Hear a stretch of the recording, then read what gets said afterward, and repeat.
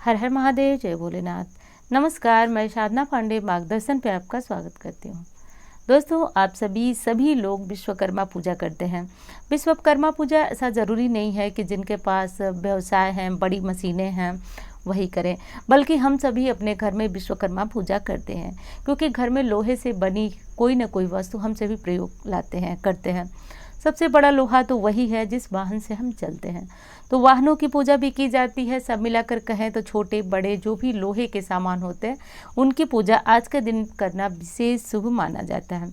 विश्वकर्मा पूजा से जुड़ी हुई बहुत सारे आपके प्रश्न आ रहे हैं, विशेषकर फ़ोन आ रहे हैं कि विश्वकर्मा पूजा, जैसा कि आप सभी जानते हैं कि 17 सितंबर को मनाया जाता है। तो इस बार 17 सितंबर को शनिवार है, तो ऐसे में क्या शनिवार को विश्वकर्मा पूजा करना शुभ है या अशुभ? दूसरी चीज़ है कि जो भी छोटे व्यवसायी हों, बड़े व्यवसायी हों, बहुत छोटे से छोटा आपका कारोबार हो, रेहड़ी पटरी वाले हों या फिर बड़े व्यवसायी हों, आप आज के दिन ऐसा क्या कर लें कि वर्ष पर्यंत आपको अपने व्यवसाय में उन्नति दिखे। तो एक महत्वपूर्ण जानकारी तो आपको यहाँ से मिलेगी। दूसरी चीज़ कि आज के दिन हथियारों की पूजा होती है। यदि घर में भी यदि आप कोई लाइसेंसी हथियार रखें हैं, उसकी पूजा करेंगे। अब हथियार का मतलब वही नहीं, अस्त्र शस्त्र ही नहीं, बल्कि वो हथियार जिनसे हम अपने कारोबार को चलाते हैं, अपनी जीविका चलाते हैं या फिर घरों में उपयोग में लाते हैं, तो उनकी भी पूजा करना आज के दिन बहुत विशेष होगा। जैसा कि दोस्तों शायद आपको पता हो कि विश्वकर्मा और कोई नहीं, ब्रह्मा जी के 7वें पुत्र हैं। ऋग्वेद में भी इनके बारे में बहुत वर्णन मिलता है और ऐसी मान्यता है कि ये देव शिल्पी हैं। देव शिल्पी यानी कि देवताओं के इंजीनियर इनको कहा जाता है। जितने भी बड़े भवनों का निर्माण हुआ है वो विश्वकर्मा जी ने ही किया है। आज भी जिनके घर नहीं बनते हैं उनको ये सलाह दी जाती है कि आप अपने घर में विश्वकर्मा जी की बड़ी सी तस्वीर लगाकर प्रतिदिन उनका पूजन अर्चन किया करें, क्योंकि कहा जाता है कि विश्व का सबसे पहला इंजीनियर यदि कोई है तो वो विश्वकर्मा ही है। आपको अपने भवन को बनाने में मदद मिलेगी, ऐसा कहा जाता है। अब चलिए दोस्तों, बात कर लेते हैं कि विश्वकर्मा पूजा के दिन आपको क्या करना है। तो दोस्तों, वीडियो शुरू करने से पहले आपसे एक रिक्वेस्ट है, वीडियो अच्छी लगती है तो लाइक किया करें और चैनल को सब्सक्राइब जरूर कर लें। दोस्तों, जैसा कि आपका ये सवाल है कि शनिवार को कर सकते हैं या नहीं। देखिए, आप लोग इस हिसाब से ये प्रश्न कर रहे हैं कि शनिवार को लोहा खरीदना या लोहे से जुड़ा हुआ कोई काम शुरू करना बहुत ज़्यादा शुभ नहीं माना जाता है। लेकिन दोस्तों, आज ना हम लोहे से कोई काम कर रहे हैं, ना ही लोहा को खरीद रहे हैं। इसलिए 17 सितंबर को विश्वकर्मा पूजा मनाना श्रेष्ठ और सही समय है। बल्कि आज के दिन सर्वार्थ योग भी, पुष्कर योग भी बने हुए हैं। तो बेहद शुभ है कि आज आप विश्वकर्मा पूजा मनाएं। दूसरी चीज़ है कि विश्वकर्मा पूजा के दिन क्या करना चाहिए। तो मैं बता रही हूँ अलग से कि जो लोग व्यवसाय, यानी कि व्यवसाय का मतलब छोटे बड़े व्यवसाय सबकी बात कर रही हूँ, और जो लोग घर में पूजन करते हैं, जैसे कि हमारे पास कोई लोहे से बड़ा कोई ऐसा कुछ नहीं है, लेकिन हम क्या करें। एक मोटे शब्द में कहूँ, मनाना सबको है। एकदम कान खोल करके सुन लीजिए। ये मत सोचिएगा कि हमारे घर में लोहे से कोई काम नहीं होता है तो हमें नहीं मनाना। साल में एक बार पड़ने वाला ये पर्व है, सभी ज़रूर कर लीजिएगा। एक बार करने से यदि हमारी रक्षा होती है, हमारे वाहन जो हमें लेकर के दिन भर घुमाते हैं, उनके लिए यदि हम एक दिन पूजन कर लेते हैं, बहुत श्रेष्ठ होता है।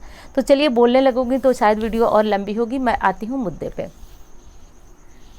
सबसे पहले उस स्थान की सफाई कर लीजिएगा जहाँ पे आपको पूजन करना। विशेष दुकान, व्यवसाय, रेहड़ी पटरी, जो भी छोटा कारोबार हो।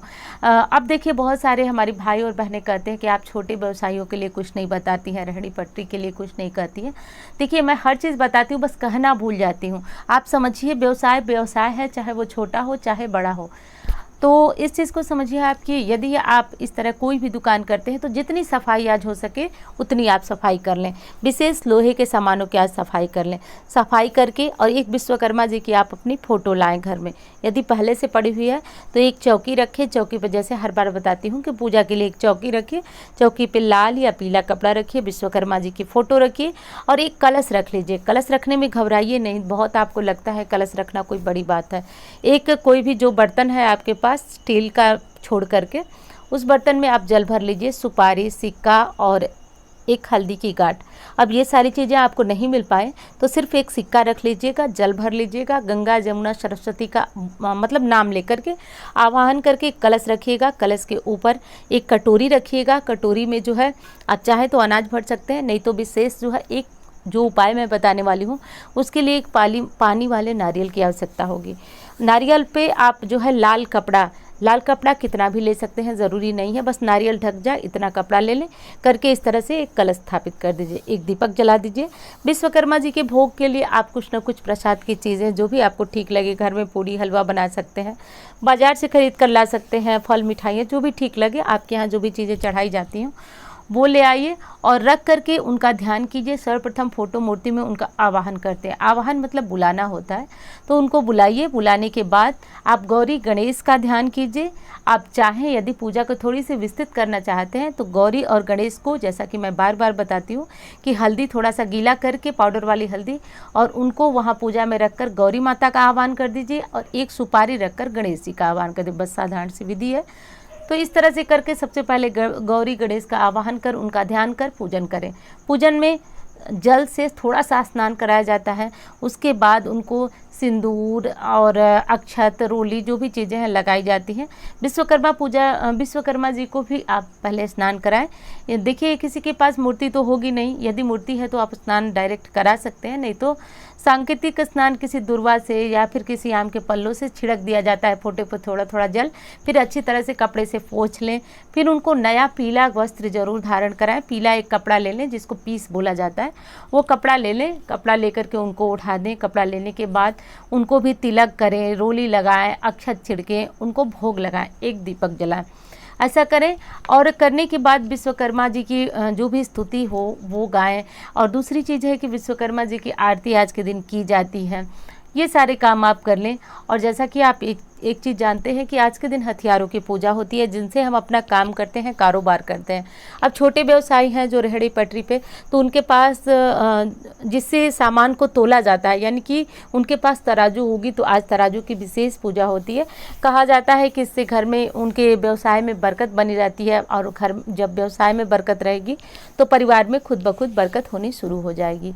अब वो लोग क्या करें, जैसे कि जिनके पास व्यवसाय नहीं है वो भी ठीक इसी तरह की पूजा करेंगे। और हाँ, मैंने बताया आपको कि लोहे का जो भी सामान, जैसे हथौड़े हैं या फिर कोई बड़ा सामान है, तो आज के दिन उन पे भी स्वास्तिक बनाकर अक्षत, हल्दी, फूल, माला, सब कुछ उन सामानों पर भी चढ़ाया जाता है। अब जिनके पास ये सामान नहीं है वो विश्वकर्मा जी की पूजा करके और सुबह सुबह अपनी सारी गाड़ियों को अच्छी तरह धो दीजिए।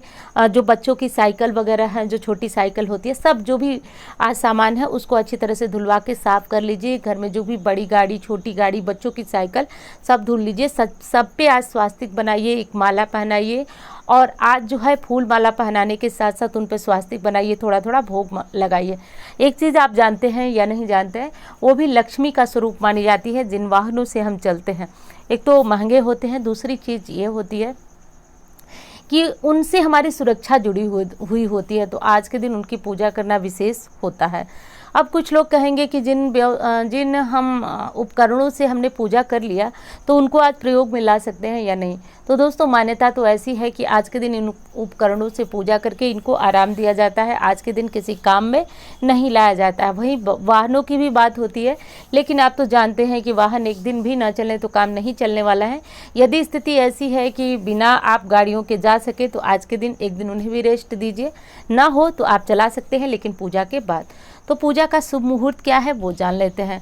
दोस्तों, पूजा का जो शुभ मुहूर्त है वो 17 सितंबर को 7:35 से सुबह 9:10 तक ये पहला मुहूर्त है। वहीं पे दोपहर में शुभ मुहूर्त बन रहा है कब, तो दोपहर को 1:45 से दोपहर को 3:20 तक। तो दोपहर में भी आप चाहें तो पूजा कर सकते हैं। इसके बाद दोपहर को 3:20 से शाम को 4:53 तक पूजा के लिए शुभ मुहूर्त है। तो पूरे दिन सर्वार्थ सिद्धि योग है, द्विपुष्कर योग है, और ऐसे में 3 पूजा के शुभ मुहूर्त है।